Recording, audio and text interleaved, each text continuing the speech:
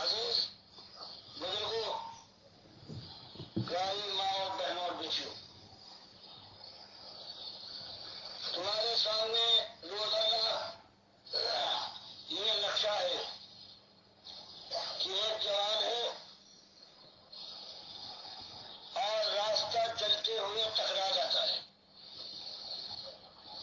چند گھنٹوں کا معاملہ ہوتا ہے اور اس کے بعد یہ جوانیرانہ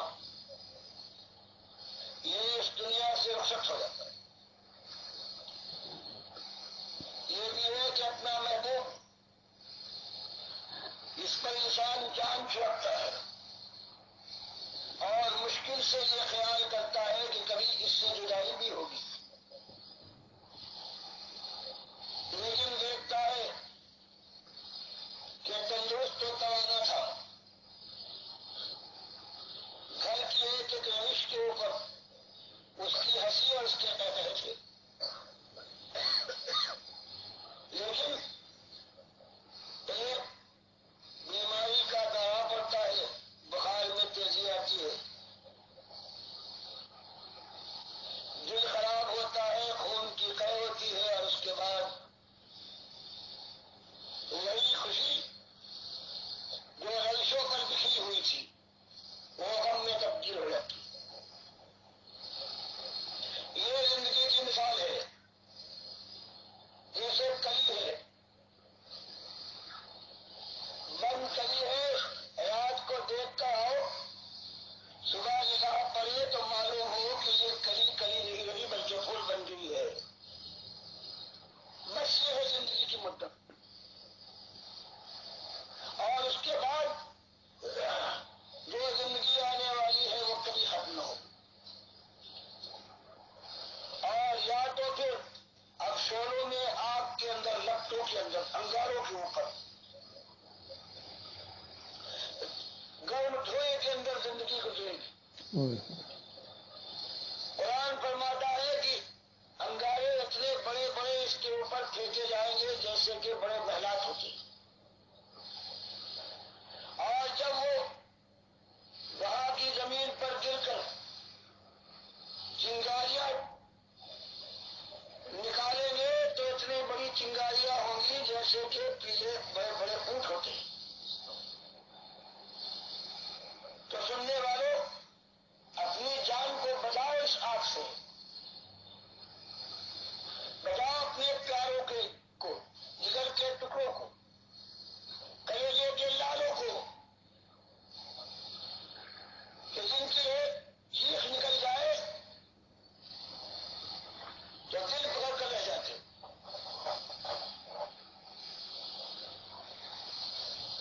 اور بچانے کا طریقہ کیا ہے؟ وہ وہی بتا سکتا ہے جس نے انسان کو بغیر کسی ہفتے پیدا کیا ہے، کھلا کر بڑا کیا ہے، بڑے ہونے کے بعد سمجھ رکھتی ہے، اور پھر کہا ہے یہ میرا دین ہے، یہ میری کتاب ہے، یہ میرے رسول صلی اللہ علیہ وسلم نے اس کی تفصیل بیان کی ہے اپنی زبان سے اور اپنی جان کو بھی پیش کرنے کے بعد بتایا ہے کہ میں کیا چاہتے ہوں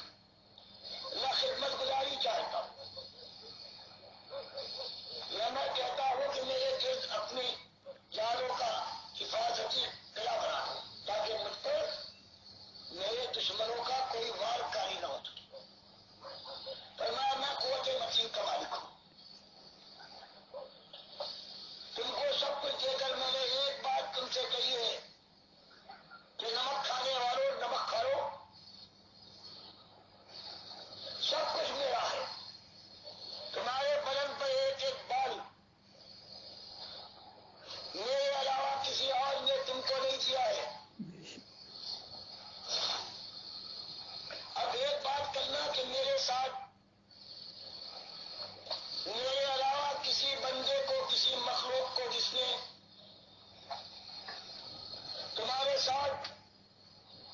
تمہارے بدن کے بنانے، تمہارے جسم کے جوڑ کو مضبوط کرنے، تمہیں عقل و خرد عطا کرنے میں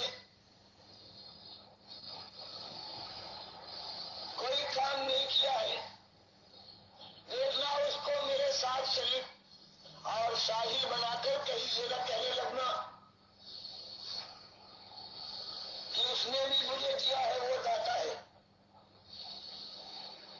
میرے کسی ولی، کسی نبی کو جو میرے سامنے جھکتا تھا، میرے سامنے کھڑا ہو جائے تو دل اس کا لرز گرز جاتا تھا، میرا خوف طاری ہو جائے تو اس کی آنکھیں بہتی تھی، جاڑی تر ہو جاتی تھی۔ کہیں اس کو میرے ساتھ ساجی اور شریک نہ کر لینا۔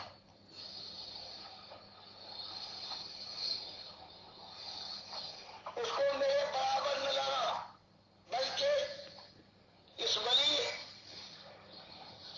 اور نبی کو اپنا رہنما بنانا۔ جیسے اس نے بندگی کی ہے، اس کی بندگی کے طریقے پر چلنے کی کوشش کرنا، وہ تمہارے سروں کا تاج ہوگا۔ لیکن اگر تم نے میری ذات میں، میری صفتوں میں، میرے حقوں میں اور میرے اختیارات اور قدرت میں کہیں تم نے اس کو بھی سازی کر لیا تو یہ وہ غداری اور نمک خرابی ہے کہ کبھی معاف نہ کروں گا۔ تمہاری نمازیں، تمہارے روزے، تمہارے حج، تمہاری زکاتیں، تمہارے سارے نیک اعمال اس طرح سے برباد ہو جائیں گے جیسے ایک راک کا ڈھیر ہو کہ دیکھنے میں معلوم ہو کہ پہاڑ ہے، اور پھر آندھی آئے اور ہوا کے کاندھے پر یہ سارا راک کا ڈھیر اس کے ذرات اڑ جائیں اور ایسا معلوم ہونے لگے کبھی یہاں کوئی ڈھیر تھا ہی نہیں۔ تو بتایا یہی وہ چیز ہے، عمل پر ناز نہ کرنا۔ عمل صرف اس وقت اس کی قیمت ہے جیسے آج حساب والے اگر ایک اکائی ایک لکھ دیں اور پھر اس کے دائنے طرف دو بڑھاتے جائیے، ایک صفر بڑھائیے 10 ہو جائے، 2 صفر بڑھائیے 100، اس کے بعد ایک اور صفر بڑھا دیجیے، 1 بڑھا دیجیے تو ایک پہلے ایک اکائی لا کر اگر اس کے دائیں طرف 1 بڑھائیے 11 بن جائے گی، اور اگر حساب کے لحاظ سے 1 ہے اور اس کے اندر دہنی طرف 2 بڑھتا جائے تو حساب کے لحاظ سے وہ بڑھتی جائے گی تعداد اس کی، لیکن یہ 1 نہ ہو۔ پھر لکھتے جاؤ، 1 کی جگہ پر صفر ہو، پھر 9 9 9 بڑھاتے جاؤ، لاکھوں لکھ ڈالو ایسے 9 تو وہ صفر کے برابر ہے، ان کی کوئی قیمت نہیں۔ تو اگر وہ ایک جس کو ایمان کہتے ہیں، ایمان خالص، اگر وہ نہیں ہے تو اس کے بعد جو عمل کرتے ہو اس کا حال یہ ہے کہ اس کی کوئی قیمت نہیں۔ اور اگر ایمان میں صحیح قائم ہو جاؤ تو اس کے بعد اللہ کے بندو چاہے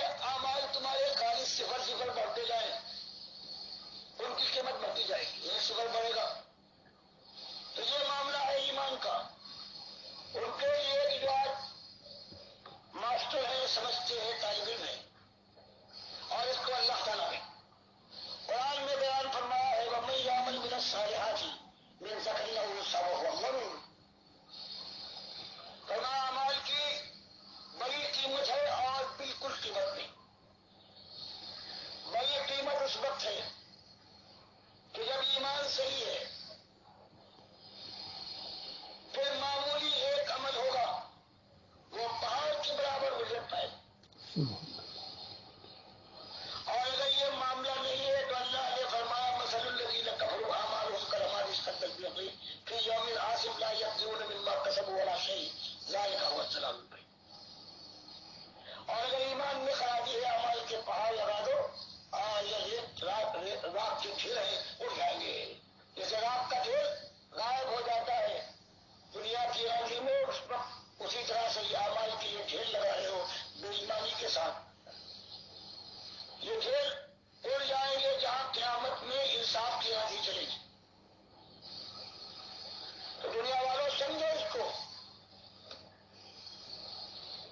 اور اسی بات کو اللہ نے کیسے مختصر ایک کام کے لیے بیان کر دیا وَلَوْ أَنَّ أَهْلَ الْقُرَىٰ کہ اگر یہ بستی اور قوموں والے آمن کہ مجھے اپنا مالک مان لیتے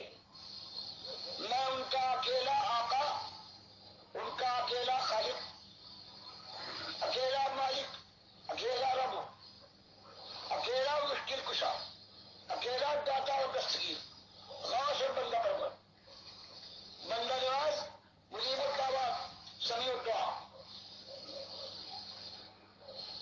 نافع اور جان زندگی اور موت پر قادر مان کر بتقو دوسرا قدم کیا اٹھاتے عقیدہ یہ ہوتا. اور اس کے بعد بتقو کہ جو ان کا قدم اٹھتا وہ تقوی کے ساتھ میری بندگی کے راستے میں. تو جانتے ہو دو باتوں کے بعد میں کیا کرتا پوری قوم کے لیے لفتانہ علیہم تو البتہ ہم کھول دیتے ان کو برکات من السماء والارض آسمانوں اور زمینوں کی برکتوں کی بارش کے دہانے کھول دیتے ہیں. ہم ڈوگلے برساتے ان کے اوپر.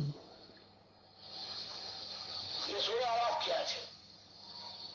لیکن ولیکن کذبوا انہوں نے جھٹلا دیا ہماری بات کو ہماری کتابوں کو ہمارے رسولوں کو اور کہا کہ ایمان کو تو ہم پیرہن بنائیں گے جھوٹیوں میں ڈالنے کے لیے بھی ہم تیار نہیں ہیں. ہم کسی کے غلام بن جائیں اور اپنی آزادی کے اوپر یہ کہنے لگائے پرواہ نہیں ہم نہ ایمان لائیں گے اور نہ تقویٰ. فرمایا ہم نے جو ان کے اوپر رحمتوں کی انتہا کر دی لیکن ظالموں نے کذبوا جھٹلا دیا. فرمایا اس کے بعد کہیں جانے کے بعد ہم نے مہلت دی ہے فَأَخَذْنَاهُمْ بِمَا كَانُوا يَكْسِبُونَ تو ہم نے چھوٹ دی ہے اور پھر جب ان کو پکڑا ہے تو ٹاس ٹاس کر ڈالا ہے. تو آج کے سننے والوں تمہاری تاریخ دور کی پرانی چھوڑو یہ پاکستان کی تاریخ تمہارے سامنے ہے. اور سننے والوں میں کتنے ایسے بوڑھے جن کے بال سفید ہو گئے ہیں یا وہ مائیں کہ جن کے ہاتھ اب قابو میں نہیں ہے آنکھوں سے دیکھنا ممکن نہیں ہے وہ کس حالت میں پاکستان میں آئی ہے اور کیا ان کے ساتھ ہوا ہے. وہ ان کی بات جانے لو. لاکھوں ابھی یہ مائیں اور بہنیں ہیں امت کی آبرو ہے کہ ہندوستان میں یہ مسلمان جو اپنے کو ایماندار اور خالد اور زبیر علیہ السلام کا ماننے والا اعلان کرتا ہے اس کا حال کیا ہوا ہے. صرف یہی نہیں کہ اپنی آبرو کو چھوڑائے ہیں 40 برس ہو گئے اور وہ ہندوؤں اور سکھوں کے بستروں پر اولادیں جنوا رہی ہے بلکہ ان مردوں کا یہ جو اپنے کو آبرو سمجھتے ہیں ان کا حال یہ ہے کہ جس دن مشہور دن جب سے ان کی آبرو کی بربادی شروع ہو کر انتہا کو پہنچی ہے یہ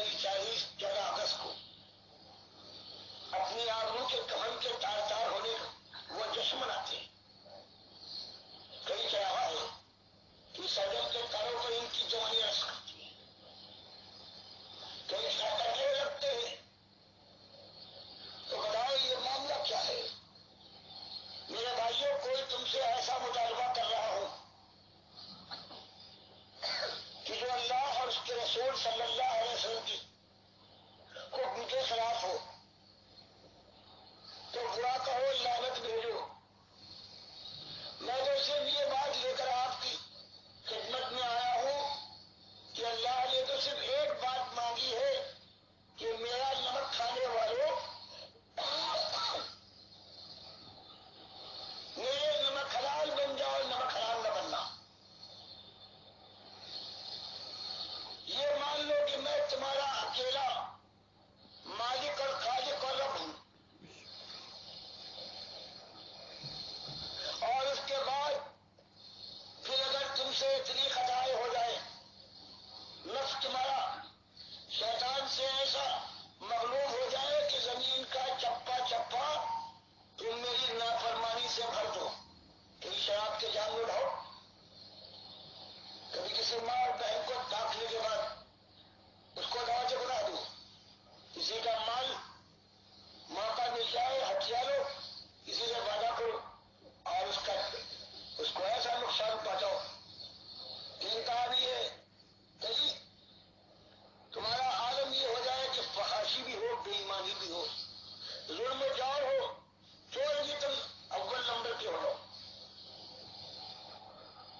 یہ سارے گن کے تم پورے ہونے کے بعد جو حدیث میں آتا ہے مسلم کے اندر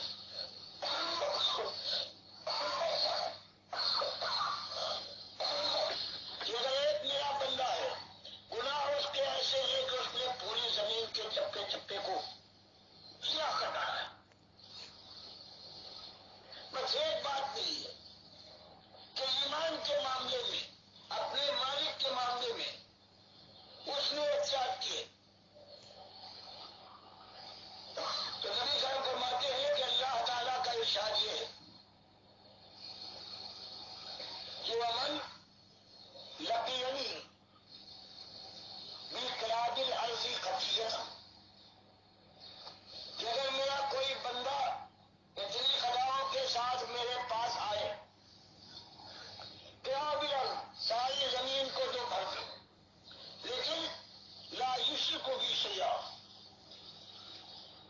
جب میرے پاس آ رہا ہے تو مشرک نہیں ہے، حلال شرک پہلے کی ہو، باباؤں کو پکارا ہو، عرشوں میں جا کر مذہب ٹھیکا ہو، کھڑے ہنومان کی بجائے بڑے بابا کے چکر لگائے ہوں، اور اپنے معبود کے درشن پر درشن کیے ہوں، لیکن توبہ کر کے جب آیا ہے اس پر مشرک نہیں تھا۔ تو اللہ تعالیٰ اس حدیث قدسی میں فرماتا ہے لقیتہ بمثل ما کرا، ایک دن آ کے رہے گا، ہمارا تو جاری رہا ہے، کبھی ختم نہ ہوگا، ایک دن آ جائے گا کہ جتنی اس کی خطائیں ہیں میں اتنی ہی معافی سے اس سے ملاقات کر کے جنت میں داخل کروں، اور یہ میرے 18 انبیاء ہیں بفرض محال، اس میں حضرت نوح سے لے کر سارے موجودہ انبیاء کا نام لے کر سورہ الانعام میں معلوم فرماتا ہے کہ دیکھو ان کے اعمال کا مقابلہ کوئی کر سکتا ہے، لیکن فرض کر لو انبیاء سے نہیں کرتے، ان کو دنیا والوں سمجھانے کے لیے مالک فرماتا ہے کہ دیکھو ان کا حال ولو اشرکوا، کہ شرک کو ماں کا دودھ اور شیرہ مالک سمجھنے والوں پیر پھسلے یا علی مدد یا غوث تمہاری تو آئی ہے، بچہ ہو جائے تو علی بخش ہے، پیر بخش ہے، اللہ بخش نہیں ہے، کاروبار میں برکت ہو تو اللہ کے نام پر غریبوں دینا نظر کرنا اللہ کی، اس کے بجائے معلوم ہوگا اچھا وہ کیا ہے، وہ بغداد والے ہیں یا اللہ ہو رہی فلاں پیر صاحب، یہ باہو صاحب کی غیر فرمائی ہے، یہ لاہور والے کی وجہ سے اب اس کی نظر نیاز ہو رہی،